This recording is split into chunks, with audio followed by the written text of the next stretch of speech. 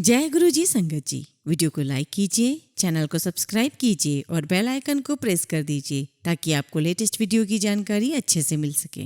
जय गुरु जी संगत जी। गुरु जी का अनंतम अनंतम शुक्राना। गुरु जी के श्री चरणों में कोटि कोटि प्रणाम और प्यारी प्यारी संगत को जय गुरु जी। संगत जी, गुरु का स्थान जीवन में उस नींव के पत्थर के समान होता है जो दिखता नहीं पर सारी इमारत उसी पर टिकी होती है।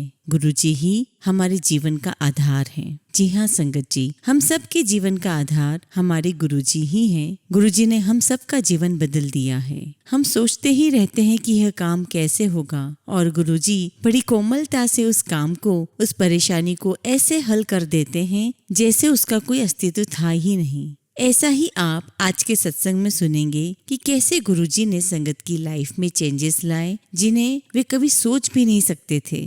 संगत जी, सत्संग शुरू करने से पहले आपसे रिक्वेस्ट करती हूँ कि आप सब भी अपने सत्संग हिंदी में सुंदर हैंडराइटिंग में लिखकर हमारी ईमेल आईडी और व्हाट्सएप नंबर पर शेयर करें। इस पुण्य के काम में झिझक न करें, बढ़ चढ़कर हिस्सा लें। संगत जी, आज हम 3 सत्संग सुनेंगे। आज हम पहला सत्संग अजीत अंकल का सुनेंगे। तो चलिए संगत जी, सत्संग शुरू करते हैं। गुरु जी का मेरे जीवन में आगमन मेरे कलीग हितेश के माध्यम से हुआ। उसने मुझे गुरुजी के बारे में और गुरुजी की शरण में आने के बाद हुए उसके अनुभवों के बारे में कई बार बताया था, किंतु किन्हीं कारणों से मैं उसके पास नहीं जा पाया। उसकी एक वजह यह भी थी कि हालांकि मैं धार्मिक स्वभाव का और भगवान पर विश्वास करने वाला व्यक्ति था, किंतु मुझे संतों, बाबाओं और गुरुओं पर थोड़ा सा भी विश्वास नहीं था। इसके अलावा मैं थोड़ा व्यस्त भी था और गुरुजी के पास जाने में टालम टोल कर रहा था। एक शाम मैं कैलाश मानसरोवर यात्रा पर एक पिक्चर देख रहा था और मैंने ओम नमः शिवाय का जाप शुरू कर दिया। अगले ही दिन हितेश ने दोबारा मुझसे गुरुजी के मंदिर चलने के लिए पूछा और यही वो पूर्व निर्दिष्ट दिन बना जिस दिन मुझे गुरुजी के दर्शन होने तय थे।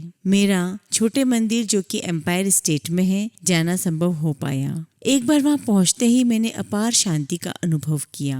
गुरुजी के दर्शन से मेरे आंतरिक विश्वास को और बढ़ावा मिला और मुझे अपार खुशी का अनुभव हुआ, क्योंकि मैंने वह शांति अनुभव की जिसके लिए हम आजीवन भटकते रहते हैं। गुरुजी के दर्शन आज भी मेरे जीवन की नई शुरुआत में दृष्टिगोचर हैं और अब भी जब मुझे वक्त मिलता मैंने उनके दर्शन के लिए जाना आरंभ कर दिया। मुझे गुरुजी के मंदिर जल्दी से जल्दी पहुंचने की तीव्र इच्छा बनी रहती। गुरुजी के मंदिर का वातावरण असाधारण है और एक बात जो मुझे हमेशा सराहनीय लगती है कि सारी संगत आपको वही प्रेम और स्नेह देती है जो केवल परिवार वाले ही दे सकते हैं। संगत अपने अद्भुत सत्संग सबके साथ बांटती है। कई बार मुझे आश्चर्य होता है कि गुरुजी की विशाल संगत में हर एक के पास कुछ न कुछ विशिष्ट बताने के लिए है। चर्चा के लिए सदैव कोई चमत्कार, कोई कृपा जो उन्होंने पाई है। 6 महीने के बाद मेरा तबादला दिल्ली से चंडीगढ़ हो गया और मेरा मंदिर जाना रुक सा गया। मैं अब संगत में भी अपनी उपस्थिति नहीं दे पाता था।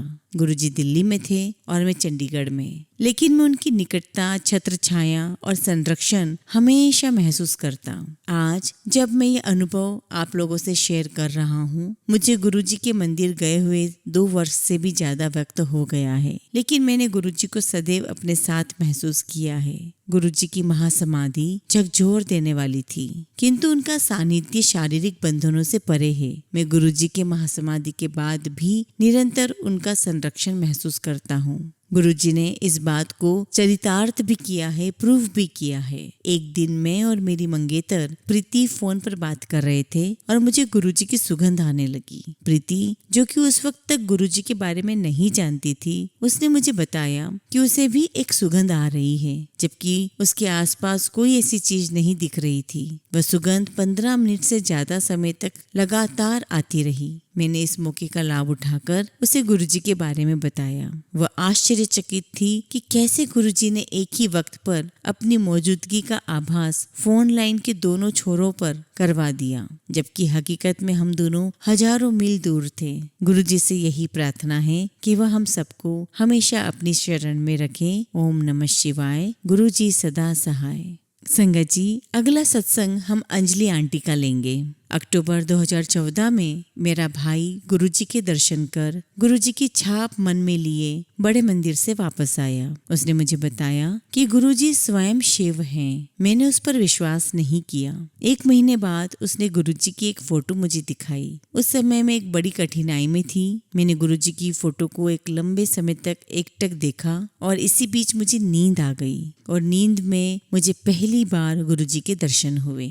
मैं घर के अंदर दौड़ रही थी और गुरुजी मेरा पीछा कर रहे थे। कुछ समय बाद गुरुजी ड्राइंग रूम में सोफे पर बैठ गए। मैं कमरे के बाहर खड़ी हो गई और दरवाजे के एक कोने से गुरुजी को देखती रही। गुरुजी अचानक बोले, मैं तेनू अपने को बुला के रहना है। मैं उस समय भयभीत होकर बैठ गई। मेरा सपना मुझे असंभव सा लगा। मैंने अपने पेरेंट्स को सपने के बारे में बताया तो उन्होंने मुझसे कहा कि मुझे बड़े मंदिर जाकर गुरुजी के दर्शन करने चाहिए। मैंने मूर्खतापूर्ण अपने माता पिता की सलाह की उपेक्षा कर दी, परंतु अपनी माँ के बार बार आग्रह करने पर उनके सामने नतमस्तक हो गई, झुक गई। फिर मैं 2015 फरवरी और जून के बीच 2 बार बड़े मंदिर गई। मुझे वहाँ जाकर बहुत अच्छा लगा।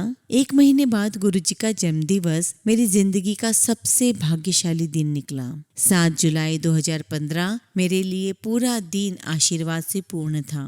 मेरी उस दिन की सारी अपॉइंटमेंट्स अपने आप रद्द हो गई और मैं सीधा अपने परम प्रिय गुरुजी के चरण कमलों की ओर चली गई। मैं मंदिर के अंदर नंगे पांव चल रही थी और मुझे पत्थर चुभ रहे थे। मुझे चलने में कठिनाई हो रही थी। मैं पिछले 1 साल से घुटनों के दर्द से पीड़ित थी। मैं जब भी चलने के लिए उठती तो ये दर्द और बढ़ जाता। डॉक्टर ने मुझे इंजेक्शन लेने को कहा था, परंतु मैं आयुर्वेदिक दवाइयों से ठीक करने का प्रयास करती रही। इससे कोई असर नहीं हुआ। मगर जब मैं उस पवित्र दिन ऐसे चली तो गुरुजी ने जो सदैव मेरे दिल में रहते हैं विश्वास दिलाया कि वो मुझे ठीक कर देंगे। मैंने दिव्य चाय और लंगर प्रसाद लिया और घर आ गई। 1 सप्ताह बाद मुझे एहसास हुआ कि मेरा दर्द समाप्त हो चुका है। अब मुझे यह भी याद नहीं कि मुझे घुटनों में कोई दर्द भी था। गुरुजी ने, जो भगवान शिव हैं, मेरा उपचार कर दिया। गुरुजी ने मेरी फरियाद का भी ध्यान रखा जो मैंने गुरुजी से की थी। संगत जी, मैं अपने परिवार के साथ 2007 के बैसाखी समारोह का वीडियो देख रही थी। क्योंकि मैं गुरुजी को 2014 में मिली थी, मैंने अपनी फरियाद फिर दोहराई कि गुरुजी ने मुझे इतनी देर से अपनी शरण में क्यों लिया। मैं गुरुजी के चरण कमलों में बैठना चाहती थी। अगला दिन सोमवार था। मैं गुरुजी के दर्शन के लिए बड़े मंदिर गई। मंदिर के पिछली तरफ गुरुजी के झूले के पास में माथा टेकने के लिए झुकी। उसी समय मेरे बाएं घुटने में ऐंठन आ गई। मैंने खड़े होने का प्रयास किया, परंतु मस्क्यूलर ऐंठन मेरे दाएं घुटने में भी आ गई। मैं गुरुजी के चरणों में जमीन पर बैठ गई। यह ऐंठन मुझे अक्सर हो जाती थी। मैंने गुरुजी की आवाज अपने कान के अंदर सुनी, हुन भी कोई शिकायत है तेनू? मैं वहाँ 2 मिनट बैठी और बगैर किसी मुश्किल के उठ गई। उसके बाद मुझे कभी भी कोई ऐंठन, कोई घुटनों का दर्द नहीं हुआ। गुरुजी के चरणों में बैठने की मेरी फरियाद गुरुजी ने पूरी कर दी और मुझे ऐंठन की समस्या से भी मुक्त कर दिया। मैं गुरुजी के प्रति कृतज्ञ हूँ क्योंकि गुरुजी ही परम परमात्मा है। गुरुजी मेरे रक्षक हैं और उन्होंने मुझे बेशुमार बार अनगिनत समस्याओं से बचाया है। जय गुरुजी, शुक्राना गुरुजी। संगत जी, हम अगला सत्संग एक भक्त का लेंगे जिन्होंने अपना नाम डिस्क्लोज नहीं किया।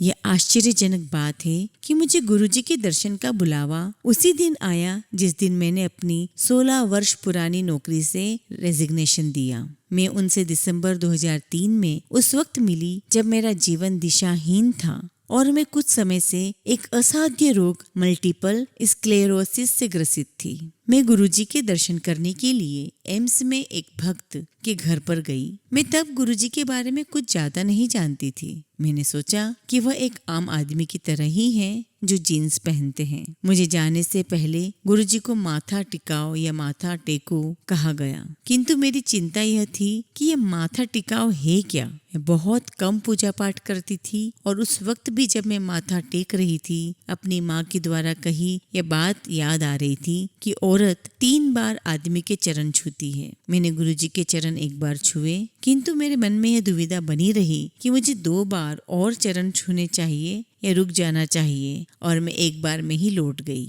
मुझे एक भक्त जो कि हमारे स्कूल में पेरेंट टीचर एसोसिएशन में थे, उनसे गुरुजी ने कहा कि मुझे दर्शन के लिए आना है। वह भक्त हमारे विद्यालय के बहुत सारा काम कर चुके थे, विशेषकर कंप्यूटर विभाग के लिए। मुझे बड़े मंदिर आने के लिए कहा गया, जहाँ पर गुरुजी ने मुझ पर कृपा की। मुझे तांबे के लोटे का पानी पीने को कहा और चावल खाने को भी मना किया। गुरुजी को पहले ही पता था कि मैं पढ़ाती थी।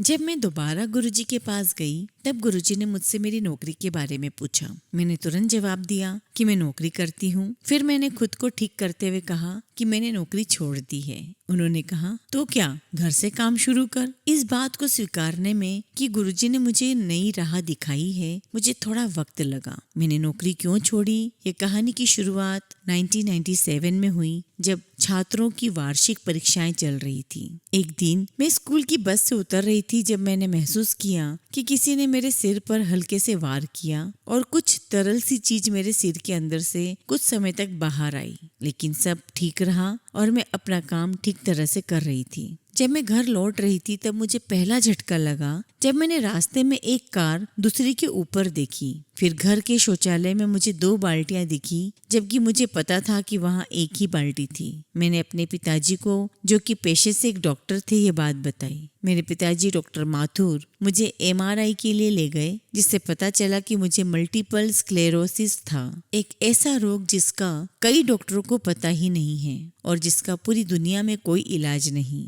उसके बाद मेडिकल जांच, अस्पताल में रहना, ड्रिप और बार बार काम से छुट्टी का सिलसिला शुरू हो गया। मल्टीपल स्क्लेरोसिस एक तेजी से फैलने वाली बीमारी है और डॉक्टर सिर्फ इसके घात को रोकने का प्रयास कर सकते हैं। इसकी वजह से मुझे अपनी नौकरी छोड़नी पड़ी। मुझे विकलांग कुर्सी और शरीर के दोनों तरफ रस्सी से बांधना पड़ता था। मेरी दृष्टि, भाषा और लेखन सब रोग से प्रभावित हो गए थे। इस पर भी मैं खुश थी। इस बात के लिए मैं गुरुजी की आभारी हूँ। मेरे मन में अपार शांति है, इसके लिए भी गुरुजी का धन्यवाद करती हूँ। मैं कई धार्मिक कार्यक्रम देखती हूँ और पता नहीं उनके द्वारा कैसे मेरे सवालों के जवाब मिल जाते हैं। मैंने अब कुछ बच्चों को घर पर ही पढ़ाना शुरू कर दिया है। अब मैं भाग्य और भगवान पर अटूट विश्वास करने लगी हूँ। अब मैं एक बिल्कुल परिवर्तित शख्सियत हूँ और इन सब का श्रेय सिर्फ गुरुजी को जाता है। जय गुरुजी, शुक्राना गुरुजी।